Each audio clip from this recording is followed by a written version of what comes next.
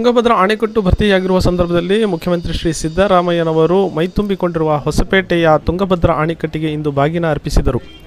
ತುಂಗಭದ್ರಾ ಅಣೆಕಟ್ಟು ಮತ್ತೆ ಮೈತುಂಬಿಕೊಳ್ಳುತ್ತದೆ, ಆಗ ನಾನೇ ಬಂದು ಬಾಗಿನ ಅರ್ಪಿಸುತ್ತೇನೆ ಎಂದು ಆಗಸ್ಟ್ 13ರಂದು 19ನೇ ಕ್ಲಸ್ಟರ್ ಗೇಟ್ ದುರಸ್ತಿ ಸಮಯದಲ್ಲಿ ಭೇಟಿ ನೀಡಿದ ಸಂದರ್ಭವನ್ನು ಇಲ್ಲಿ ಸ್ಮರಿಸಿಕೊಳ್ಳಬಹುದು. ಮುಖ್ಯಮಂತ್ರಿಗಳ ಮಾತು ಮತ್ತು ಆಶಯ ಈಡೇರಿದ ಸಂಭ್ರಮದ ಕ್ಷಣಕ್ಕೆ ಇಡೀ ರಾಜ್ಯವೇ ಇಂದು ಸಾಕ್ಷಿಯಾಯಿತು. ತುಂಗಭದ್ರಾ ಅಣೆಕಟ್ಟು ಹೊಸಪೇಟೆಯ ಹತ್ತಿರ ಮಾನ್ಯ ಮುಖ್ಯಮಂತ್ರಿಗಳು ಹಾಗೂ ಉಪಮುಖ್ಯಮಂತ್ರಿಗಳು ಆಗಮಿಸುತ್ತಿದ್ದಂತೆ ಕೂಡ್ಲಿಗಿ ವಿಧಾನಸಭಾ ಕ್ಷೇತ್ರದ ಶಾಸಕರಾದ ಡಾಕ್ಟರ್ ಶ್ರೀನಿವಾಸ್ ಎನ್ಟಿ ಅವರು ಬರಮಾಡಿಕೊಳ್ಳುತ್ತಾ ಬಾಗಿನ ಅರ್ಪಿಸುವ ಸ್ಥಳಕ್ಕೆ ಸಚಿವರು ಶಾಸಕರೊಂದಿಗೆ ತೆರಳಿದರು.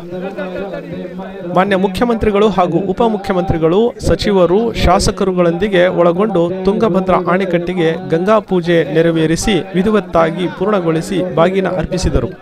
ನಂತರ ಕೊಪ್ಪಳ ಜಿಲ್ಲೆಯ ಮುನಿರಾಬಾದ್ ಸರ್ಕಾರಿ ಪ್ರೌಢಶಾಲಾ ಮೈದಾನದಲ್ಲಿ ನಡೆದ ವೇದಿಕೆ ಸಮಾರಂಭದಲ್ಲಿ ತುಂಗಭದ್ರಾ ಕ್ಲಸ್ಟರ್ ಗೇಟ್ ದುರಸ್ತಿ ಕಾರ್ಯದಲ್ಲಿ ಭಾಗಿಯಾದ ಅಧಿಕಾರಿಗಳಿಗೆ, ತಜ್ಞರಿಗೆ ಹಾಗೂ ಕಾರ್ಮಿಕರಿಗೆ ಅಭಿನಂದನೆ ಸಲ್ಲಿಸಲಾಯಿತು.